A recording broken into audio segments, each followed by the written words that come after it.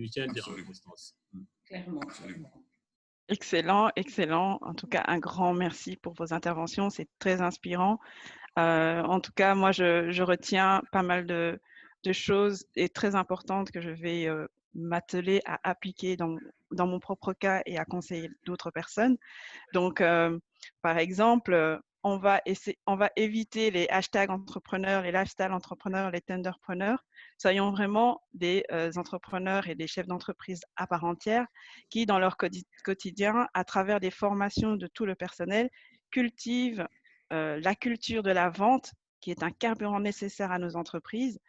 Utilisons les outils pour écouter et transformer les besoins du client, qui est le moteur de nos entreprises, et motivons nos équipes à tous les niveaux à changer de paradigme pour émerger des idées innovantes, qui est l'entretien de notre entreprise. Et je pense qu'avec toute cette combinaison, nous aurons des entreprises pérennes et vraiment grandioses. Alors maintenant, on va donner la parole au public. Vous avez posé vos questions. Emmanuel, je te laisse la parole pour pouvoir nous sortir quelques éléments. Quelles sont les questions du public? Donc, il y a M. Pacifique Dangano qui a posé une question assez pertinente. Il aimerait savoir quelles sont les solutions appropriées dans un environnement où il y a moins ou un taux faible de digitalisation. Très bonne question. Donc, j'aimerais, je ne sais pas si vous pouvez tous répondre ou peut-être Guy Christian. Guy Christian, oui. Ouais. Excuse-moi, juste pour préciser, pardon, excuse-moi avant de commencer, Emmanuel, j'ai vu également une main levée, donc de Hugues Bon, je pense. Donc, si tu peux le maintenir en attente le temps qu'on réponde déjà à cette première question. D'accord. Je t'en prie, Guy Christian. Alors, rappelle-moi juste rapidement la question. Il aimerait juste savoir quelles sont les solutions appropriées à appliquer dans un environnement où il y a un faible taux de digitalisation. Avant la digitalisation, il y a l'homme.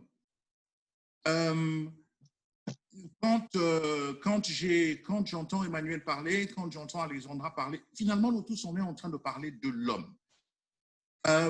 Faible digitalisation, c'est un constat qu'à un moment, effectivement, certaines organisations, et je suis sûr qu'il y a beaucoup d'organisations qui se sont rendues compte. Moi, je donne l'exemple rapidement. L'école de mes enfants, ils sont passés en télétravail, mais il y a eu énormément de soucis entre les professeurs eux-mêmes qui, effectivement, ont eu du mal à utiliser certains outils comme Classroom et autres. Donc, chacun est en train de faire le constat de certaines failles, de certaines faiblesses et des choses qu'il faut absolument rattraper. On n'est pas dans la crise, on fera certains constats de nos limites en tant qu'organisation, de nos limites en tant que formateur. Emmanuel disait que malheureusement, en période de crise, souvent quand il faut commencer à faire les coupes, c'est la formation qu'on coupe, c'est la com qu'on coupe, c'est le marketing qu'on coupe. Donc, il faut très bien regarder à ça. Cette crise va faire ressortir énormément de faiblesses organisationnelles, énormément de faiblesses ou de besoins en termes de renforcement de capacité. Car encore une fois, digitalisation, c'est d'abord les hommes. Donc, moi, ma contribution serait de dire, soyons très attentifs pendant cette période de crise sur toutes les faiblesses qui vont ressortir, mais tout de suite après, c'est transformer ces constats en des défis pour les jours à venir, des choses qu'il faut rattraper, des formations qu'il faut rattraper pour remettre les gens à jour et corriger voilà, ce qui a été constaté. Je pense que Alexandra peut peut-être me compléter, elle qui traite beaucoup de ce genre de sujets liés au renforcement de capacité. Mais en fin de journée, c'est vraiment l'homme. Ouais. Je te rejoins, je pense que tu as un petit peu tout dit. Et voilà, pour permettre aussi de pouvoir répondre à toutes les autres questions, j'aime autant mieux ne pas compléter quelque chose qui déjà était assez clair, je pense. Et je crois qu'avec l'intervention l'un dans l'autre, je pense, je n'ai pas grand-chose à rajouter. J'espère que M. Pacifique a eu réponse à sa question. Nous avons encore une question de M. Fabrice qui aimerait savoir, après avoir identifié les collaborateurs influenceurs, quel rôle vont-ils jouer concrètement en période de crise? Et faut-il mettre en place un système de rémunération spécial pour eux en période de crise? Non, je vais commencer par la dernière question. On n'est pas ici en train de créer d'autres rôles ou d'autres fonctions dans l'entreprise, non. On est en situation de crise, on est en train d'essayer de mettre en place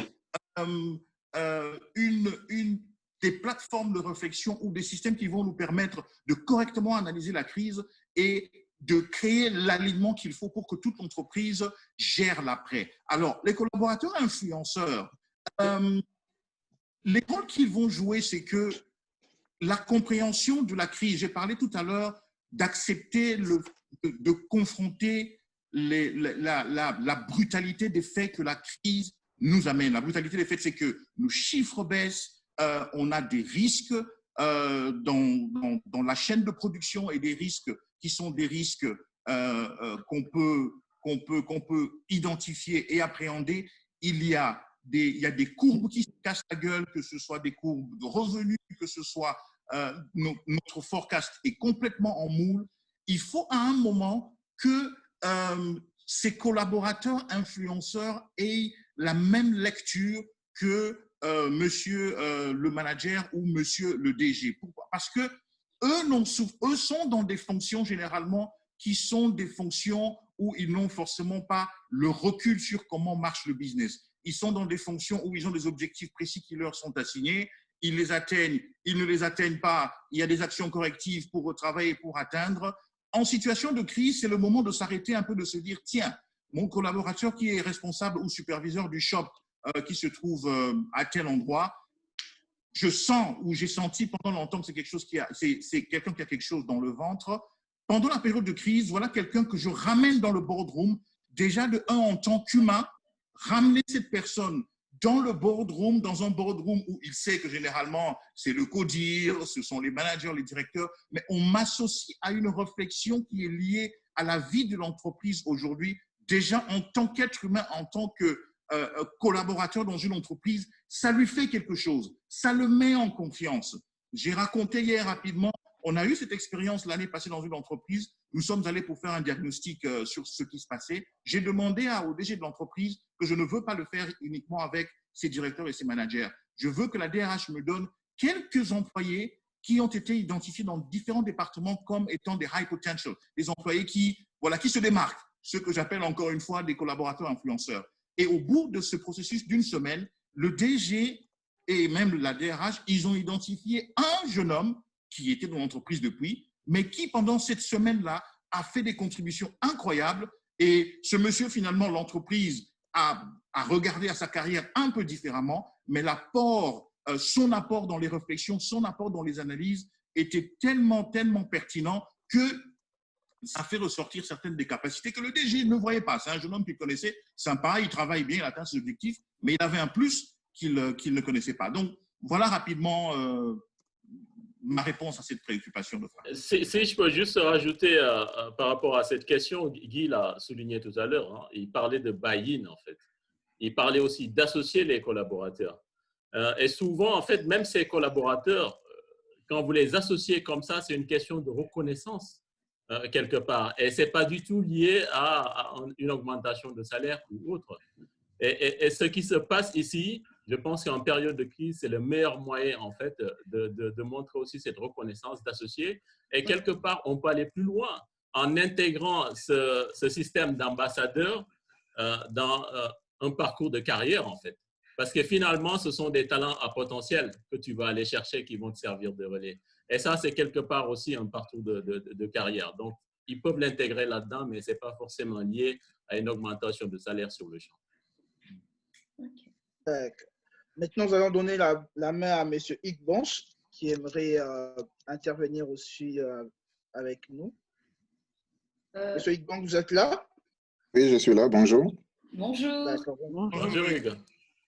J'espère que vous allez tous très bien. Et je voudrais remercier les différents panélistes pour des échanges de haute facture.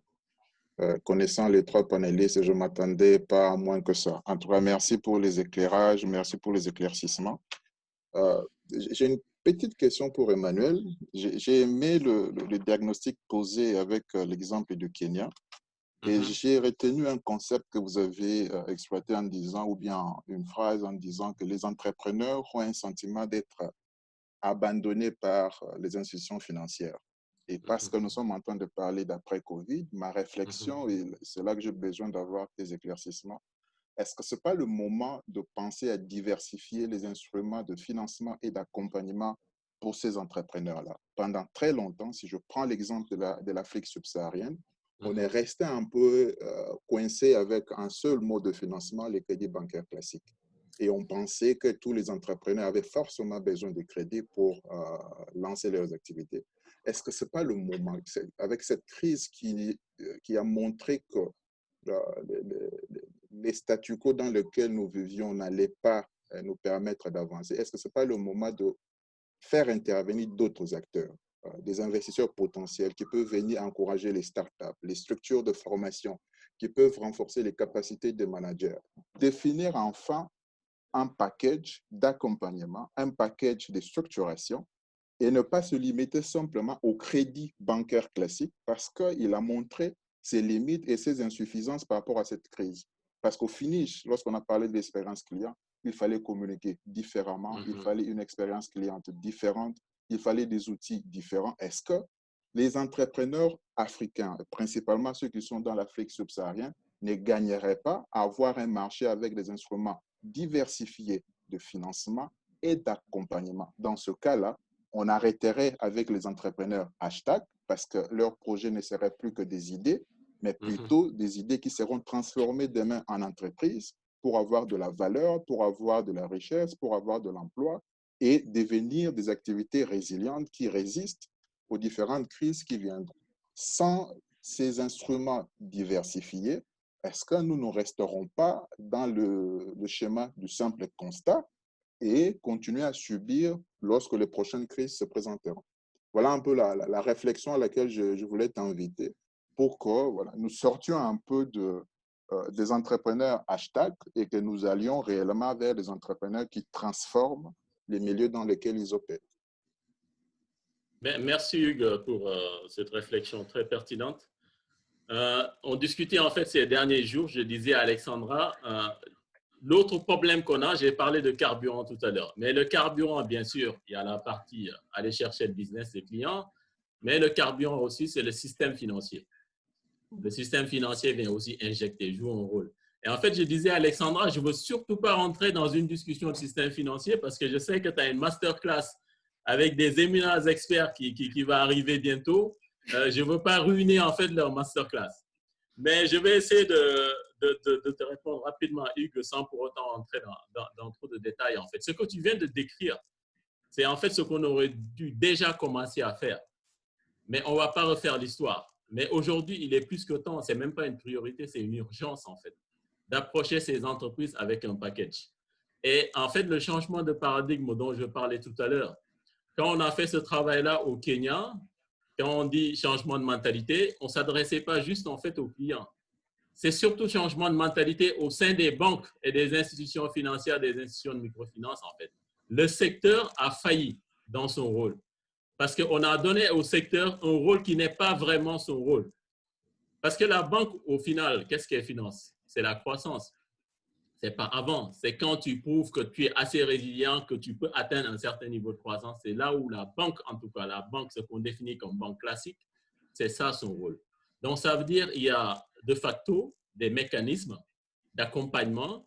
Le package, comme tu dis, j'aime bien cet esprit de package, en fait, parce que c'est comme ça que le gouvernement kenyan a répondu pour essayer de répondre à cette question avec le fameux Kenya 2030, l'agenda du gouvernement Kenya 2030. Et c'est vraiment apporter ce package. Ça veut dire mettre les banques pour financer la croissance. Donc, quand vous arrivez à une certaine taille, les banques prennent le relais.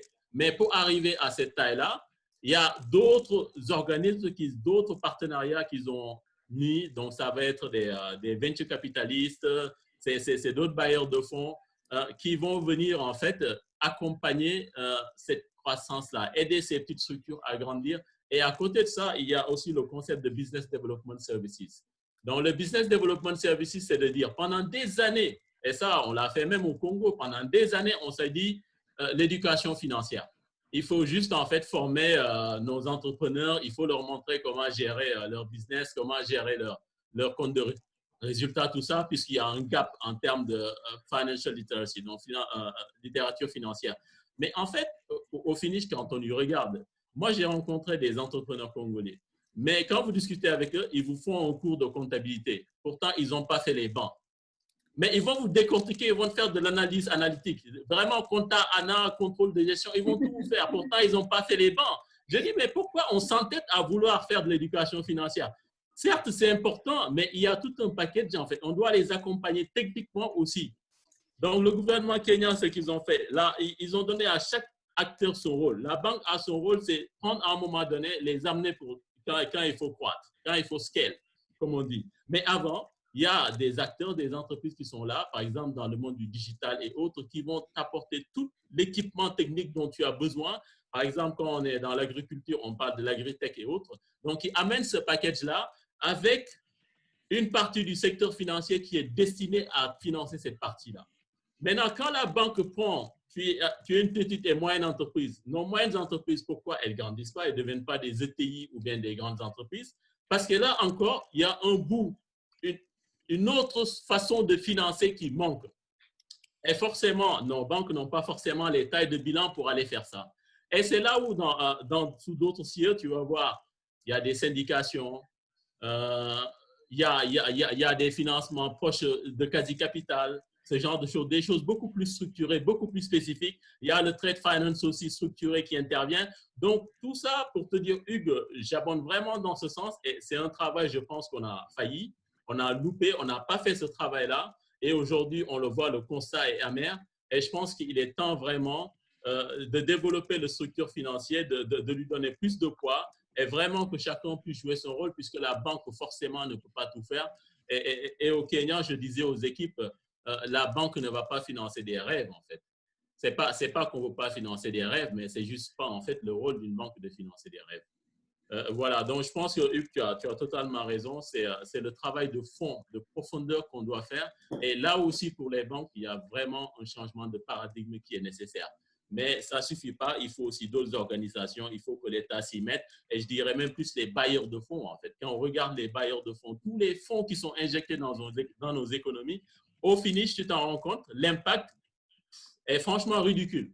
Et j'étais en discussion comme ça avec des gens de la Banque mondiale de AFC et quand je leur ai dit ça, ils étaient choqués. Mais après coup, quand on s'est parlé, je leur ai expliqué mon argumentaire, ils ont dit, mais finalement, tu as raison. Et même dans ces instances-là, ils ont commencé aussi à voir leur approche. Comment faire cet accompagnement? Comment créer un peu ce package, cet écosystème-là qui va prendre le hashtag entrepreneur ou bien le lifestyle entrepreneur ou bien même le tenderpreneur là où il est et puis l'aider à grandir au fur et à mesure avec des différents acteurs dans différents domaines qui interviennent au fur et à mesure. Donc ça, si on veut vraiment avoir atteindre l'émergence, en tout cas au niveau de l'Afrique subsaharienne, si on veut demain créer nos fameux champions congolais, kenyans, sénégalais, camerounais ou je ne sais pas quoi, ce travail de fond, en fait, est plus que urgent. C'est devenu une priorité aujourd'hui. Et ça, je ne voulais pas trop rentrer dans cet aspect-là des banques. Je pense que le prochain panel va aussi plus détailler ça. Mais je le sais. Je ne sais pas si, Hugues, j'ai répondu un peu à ton interrogation.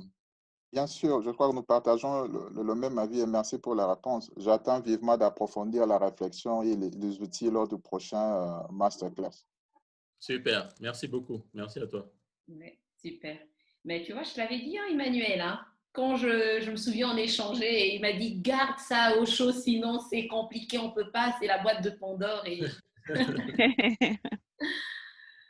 En tout cas, merci beaucoup pour vos questions. Nous allons transmettre toutes les questions qui n'ont pas été répondues aux experts et ils pourront répondre ultérieurement. Alexandra, je te donne le mot de la fin.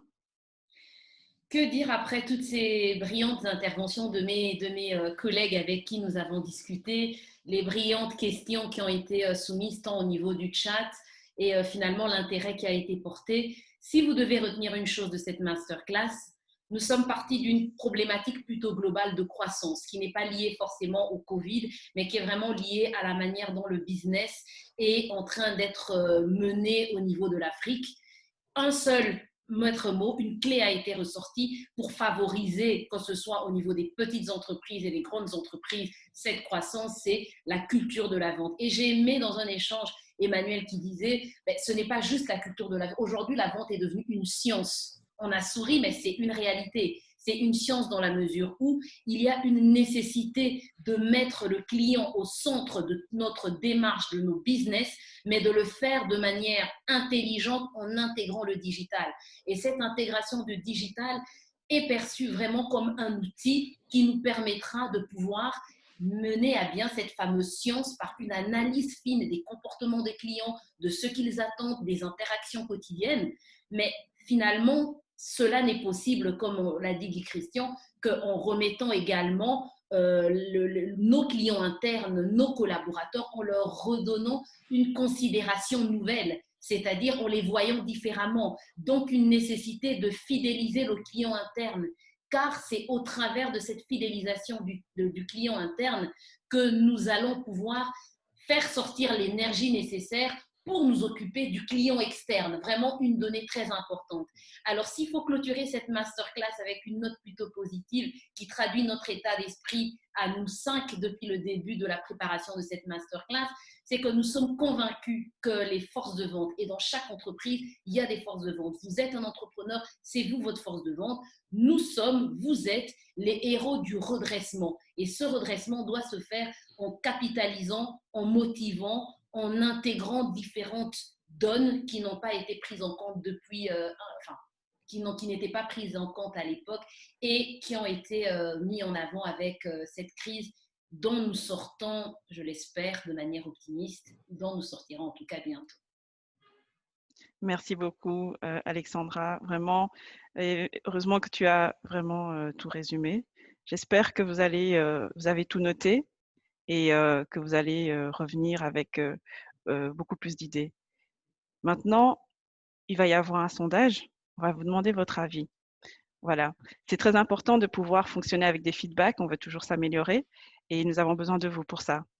Vous apparaît maintenant sur vos écrans normalement un sondage sur lequel on vous demande votre avis avec différentes questions. On va vous demander de répondre. Vous avez 1 minute pour répondre avant qu'on termine le sondage. En vous remerciant d'avance.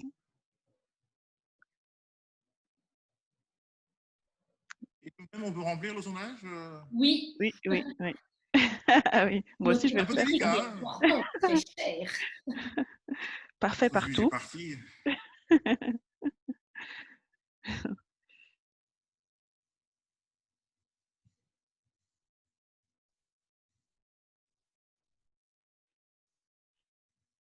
35% de personnes ont déjà voté. Je vous demande de continuer, s'il vous plaît, c'est important.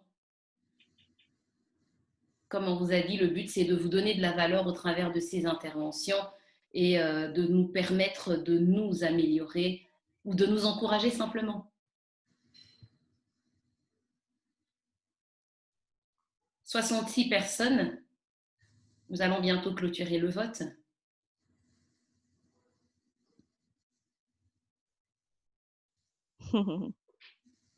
Suspense, suspense.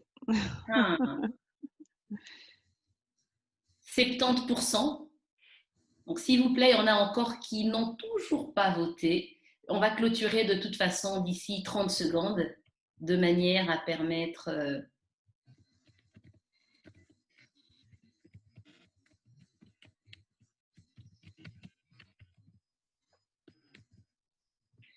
Voilà, donc là, je propose de pouvoir, Meta, mettre fin au vote. Donc, okay. Je vais vous partager les résultats globalement, qui sont assez positifs. Super, super. Donc, effectivement, effectivement, je vois que le contenu vous a vraiment plu. C'est vrai que moi, personnellement, je suis concernée. Et la masterclass a abordé des thématiques qui sont directement dont les personnes se retrouvent dans la vie professionnelle.